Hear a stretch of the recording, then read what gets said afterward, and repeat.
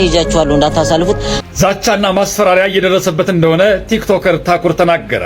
የህፃናት ስብስብ ህፃን ያስፈራራሉ። በህዝብ ስቃይ የሚደሰቱ የዳቢሎስ ደቀ መዛሙርት ይናደረሽ ስንቱን ያሳደገችኝ እናቴን አደራ ችግር የለውም ከ15 ዓመት በኋላ ምንም መውጣት አይቀርም። ሃይማኖታችሁን ልክ እንደነ ማንቸስተር ዩናይትድ አርሰናል የምትመለከቱ ሰዎች ግን በጣም ነው የምታስቁኝ። ባይዘወይ ክርስቶስን ልጨፍር በክርስቶስም በየቤት ዳቦ ልትቆርስ በክርስቶስም አዳራሽ ተርተ ልጨፍር ከተሰበሰብክ ሰላም ጤና ይስጥልን እንደምናላችሁ ተከብራችሁና የተወደዳችሁ የሚዲያችን ቤተሰቦች ይህ ልብ አምላክ ነው። ሻርተኛና ሟርተኛን የምናባረርበት ሊቃውንተ ቤተክርስቲያንና ቤተክርስቲያን የምንመሰክርበት ሚዲያችን ነው።